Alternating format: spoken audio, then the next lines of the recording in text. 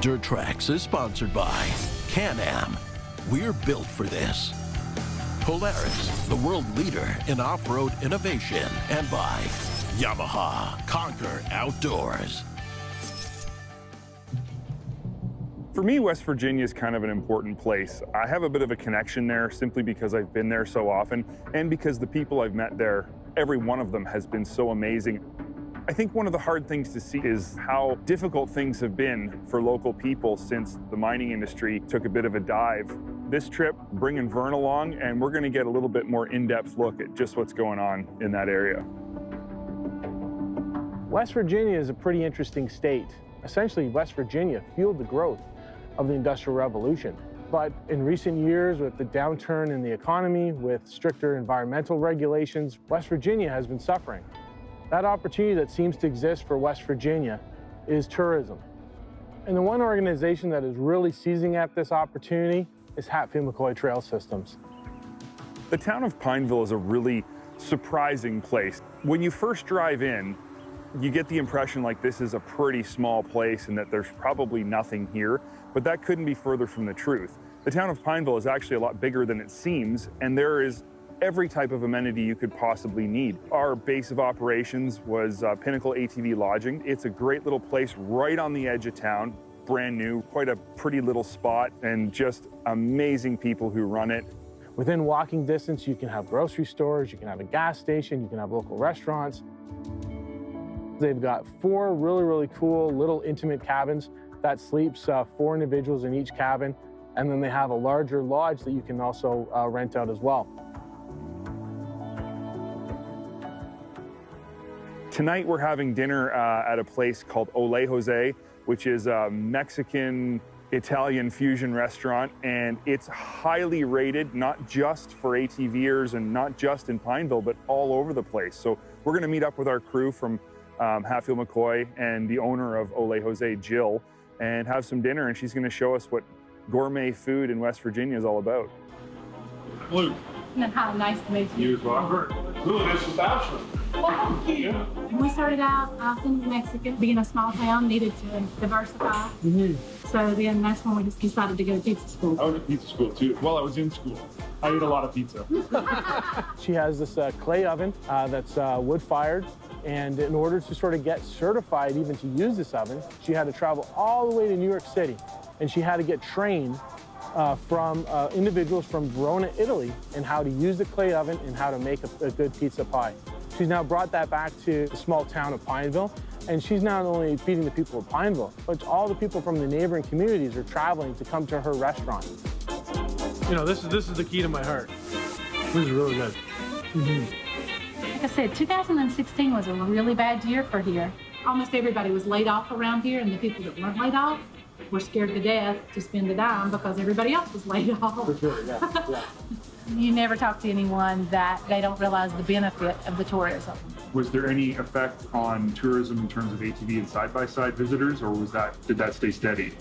We've grown every year for the last 18 years. There is not a doubt in my mind that if it wasn't for the tourism that was being generated by the four-wheelers, this restaurant, we would not be sitting here. It was that bad. The food at Ole Jose did not disappoint. We had an awesome meal, but we had literally just rolled into town, and we had a bit of riding to do on the Pinnacle Creek trails the next day, so we needed to just get to bed. So we headed back to our lodge and called it a night.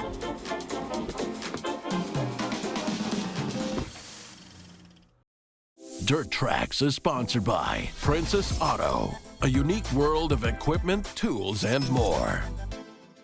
Closed captioning of Dirt Trax is sponsored by MBRP Power Sports, race-inspired performance. Whenever I come here to Hatfield McCoy, I really like to hook up with somebody who knows the trail, but not just the trail in terms of where we're going, but the trail in terms of the history. So for this ride, we actually met up with the trail manager for Pinnacle Creek, Mike. There's nobody who knows this area and these trails better than he does. Well, yesterday it was like 80% chance of thunderstorms all day. Now the sun's out, so it looks like it's going to be a typical beautiful Hatfield McCoy day on the trail.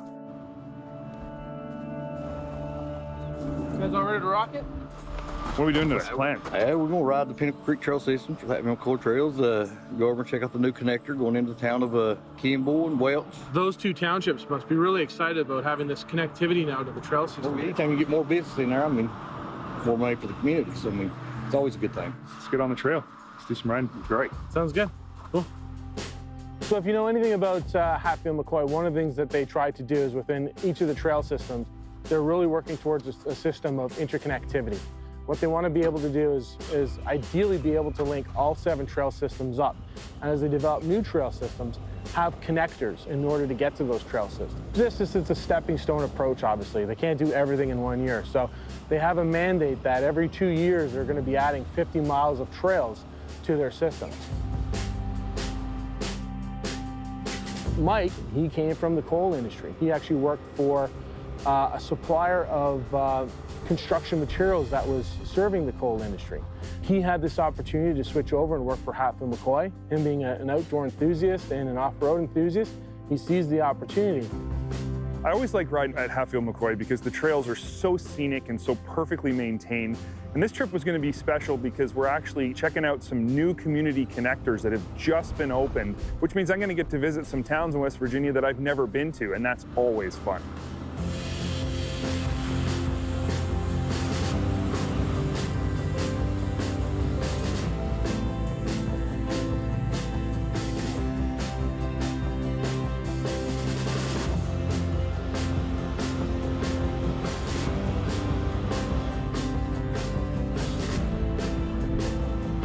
The town of Kimball is a perfect example of a small town in West Virginia. It's rich in history, both mining and cultural history, but there's not much else going on there. So the network of trails being connected is a big deal for them. And as you go throughout the township, you'll get these old buildings from the early 1900s during the Industrial Revolution. And the history that surrounds these buildings is really interesting to look at. And it will surprise you. You'll come across an old railway track and you look at an old tunnel and you think it might be abandoned, not being used any longer, and then before you know it, a train comes through with about 100 cars behind it.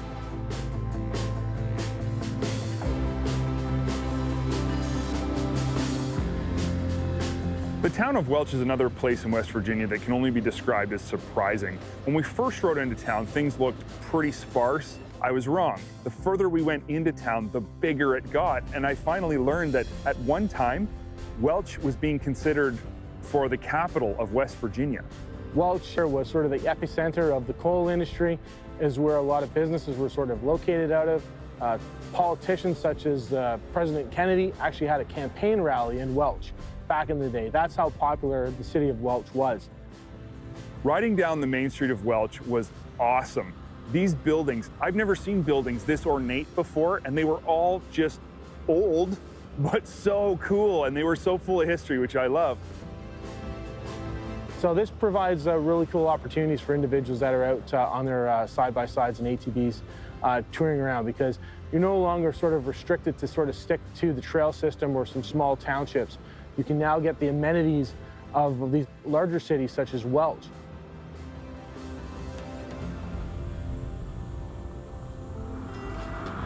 Man, we've seen a little bit of everything today. Yeah. It's not often you get to do trails and then get into a city center, and then we got all those trails to go back on. It's pretty cool. There's no question we had an awesome ride day on the Pinnacle Creek trails, but this trip was about more than just riding ATVs and side-by-sides. One thing about West Virginia I love is how much there is to do here. So we jumped in the truck and we headed about an hour away from Pineville to a town called Fayetteville, which is literally listed on their sign as the coolest little town. River Expeditions is owned by a couple, Rick and Heather Johnson, and honestly, they are amazing people. Rick is hilarious. Rick is just your southern, down-home guy. I could listen to him talk all day, but he worked in the coal industry for many, many, many years. And when the coal industry took a downturn, he realized it was maybe time to get out and try something different. So he got involved in whitewater rafting and opened up River Expeditions. You know, he's been doing this now for more than 25 years. River Expeditions is instrumental in helping people really relax and enjoy an authentic outdoor West Virginia vacation. My husband and I own the company. We're very hands-on, and we just want people to experience truly being outdoors, unplugging, getting together with family and friends, and just enjoying themselves in nature. At River Expeditions, we offer, of course, whitewater rafting on the New and the Gauley rivers. We have a zip line tour, beautiful cabin rentals, a campground, RV sites, an outdoor pool, a saloon, tons of other activities and amenities here to make your stay more enjoyable. River Expeditions is really proud to be partnering with Hatfield McCoy Trails, and we're just excited to have it as one of the resources in our overall state tourism product. It makes us feel proud when we see tons of ATV rigs going up and down the highway, and we know that they're coming to our state and spending their vacation time and money when they have many other options. Is that Vern? I don't know if you noticed, but there's someone screaming behind you. I high-fived 2 trees. What? It's actually a lot of fun when you open your eyes. Okay, yeah. You know, Rick's a funny guy. He had stuff planned for us that we didn't even know about. After the zip line, he says, guys, we're gonna go do the New River Gorge Bridge Walk. And I'm like, didn't even know you could walk on the New River Gorge Bridge, but apparently you can, so away we went.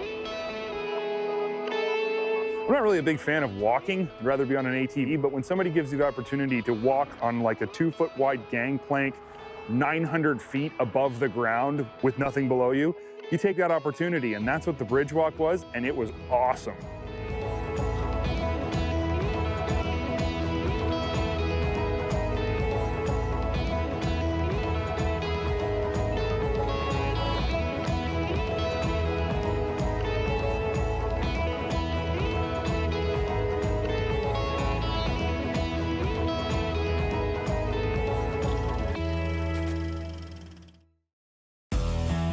Dirt Trax is sponsored by Shock Strap.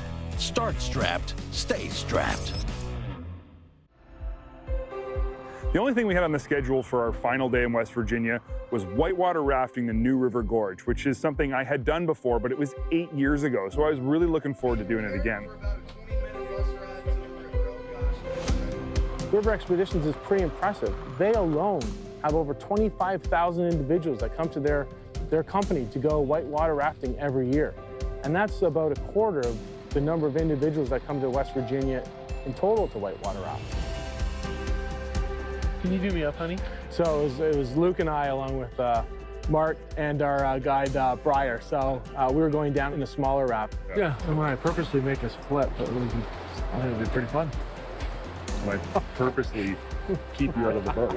Our rafting guide's name was Briar, and he was a great guy. He had so much information about not just rafting, but he did know obviously a lot about rafting and told us all the techniques and things to watch out for. And 1, and 2, okay, and 3. Overall, I mean, these guys know the river so well. They know it like the back of their hand, every little nook and cranny, every little water curl or wave, and they put you right in the best spot to have the most fun, to be safe, and also get some excitement. 1, 3, and 1, and 2.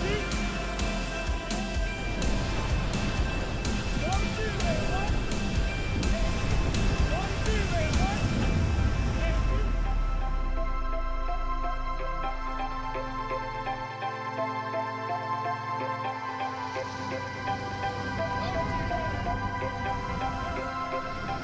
Halfway through the day, we pull up along the shore at this really cool little rocky area. River Expeditions supplies a lunch. Well, that was fun. And we had some sandwiches, some apples. I think I ate about 35 chocolate chip cookies. So that was great. And then the second half of the trip is the lower New River. And it's the part with the Class 5s in it. It's the exciting part. We got to know Briar pretty well as we were floating along some of the shallow pools or the slow-moving pools. I mean, you just can't ask for a better day in the sun.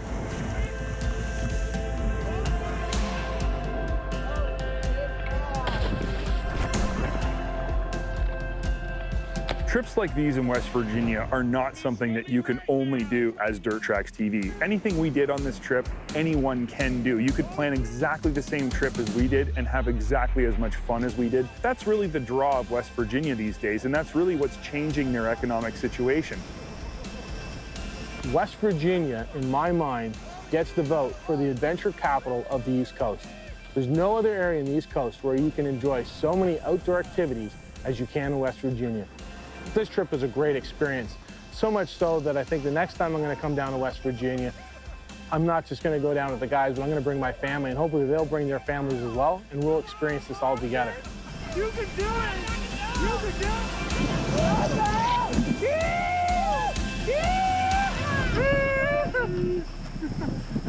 it! That was awesome.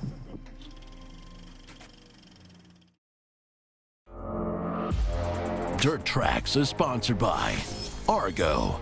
Go anywhere. 36 years of innovation from the company who brought us the first ATV in history and broke the three-wheeled mold with the 1983 LT125 has come back with a redesign on the ever-popular 750 KingQuad for 2019. And today I'm going to put it through its paces and see exactly what 36 years of ATV production has brought us to. With a ground-up redesign, the 2019 KingQuad has a lot of new features, but let's give you the quick specs before we take to the trail. 722cc dual overhead cam single-cylinder engine, Quadmatic CVT transmission, two-wheel drive, four-wheel drive, and locking front differential. Redesigned frame with larger diameter tubing and increased gussets.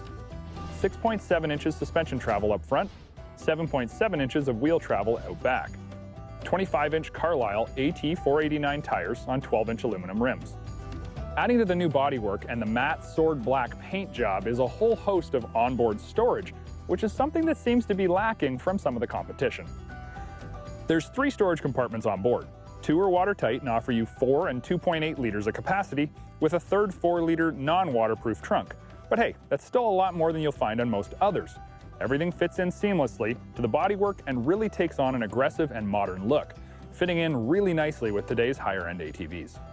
And speaking of higher end, the unit that we're testing today is the highest end that you can get from Suzuki. It's the 750 AXi SE Plus. As far as I can tell, the base 750 has no power steering and steel wheels. The 750 power steering is pretty self-explanatory and gains you power steering. The 750 SE gets you power steering, a cool graphics package in color, and aluminum rims. And the 750 SE Plus gets you the really cool colorations, power steering, and aluminum rims. Keep in mind the price difference between base model and fully equipped SE Plus is only roughly $1,500 more. This model runs roughly the same price as a similarly equipped Sportsman 850 with power steering, or $400 more than an Outlander 850 DPS. But does the 750 single really play in the 850 twin category? Well, some people are going to fall on both sides of this argument, but I'll give you my opinion, because that's what you came for. The 722 single is big. I mean, in the world of single cylinders, this thing is knocking on the door of 3/4 of a liter. Down low, there's truly very little that has a torquey snap of a big displacement single cylinder. All that flywheel means that you're getting a lot of go down low. But the engine does seem to sign off much quicker than a V-twin does with increased speed. Now, many will say, sure, but that's a V-twin. How's it stack against the Rincon and the Grizzly 700? We haven't shot these 3 ATVs out back to back, so I really can't speak to that directly, but what I can say is that the 750 AXi leaves very little to be desired, as the front end lift and the playfulness is definitely there. Handling is directly linked to the new increased diameter tube steel frame that's also gusseted and strengthened to increase payload, and they say deliver a more stable, smooth ride. With the suspension being only 6.7 inches up front and 7.7 out back, I did notice that Suzuki has sprung the KingQuad to have almost no ride-in or sag, a characteristic we typically link with a plush and comfortable suspension setup. I found the suspension worked best when the cam lock spring adjusters were set at second from softest. Now I think that due to the limited travel numbers, Suzuki has sprung the KingQuad this way to make sure that you're using all of that available shock stroke.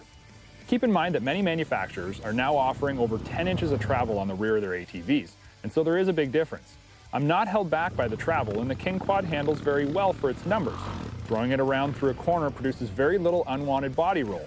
It'll lift the front wheels and stay tracking straight when they touch back down, and the power steering truly does feel much improved with a 30% increase in power output from the power steering motor. Visually, the KingQuad is spot on, and it gives enthusiasts a modern-looking ATV that's sure to get praise in the showroom. And let's face it, many ATVs are sold off the downfalls of their showroom competitors. But the new 2019 KingQuad doesn't lack in the exterior one bit. The improved seat geometry, upgraded headlight and gauge pod, integrated steel racking, LED taillight, and many color choices with clean-looking aluminum rims are polished and pronounced. While the rear cable-actuated disc brake and Carlisle 489s leave something to be desired in the tire department, especially on the high-end SE Plus, its Japanese competitors seem to follow suit, so it's on par. When you really percolate the new KingQuad down and stare down into the pot, there's a lot that's new, some things that haven't changed, and a few things that we wished would have. But ultimately, there's progression, and that's what we were hoping to see from the inventors of the original ATV. Dirt Trax Television has been sponsored by Polaris, the world leader in off-road innovation.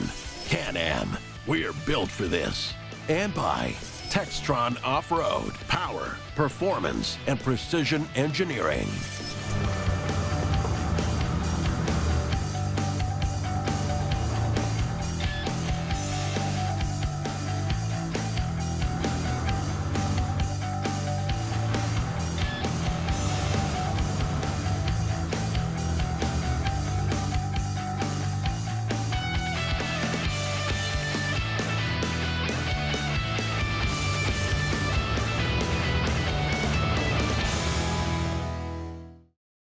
Thanks for watching this segment of Dirt Trax TV. For more great content, make sure you click the links or subscribe to our channel where we're always updating with new content every day throughout the week.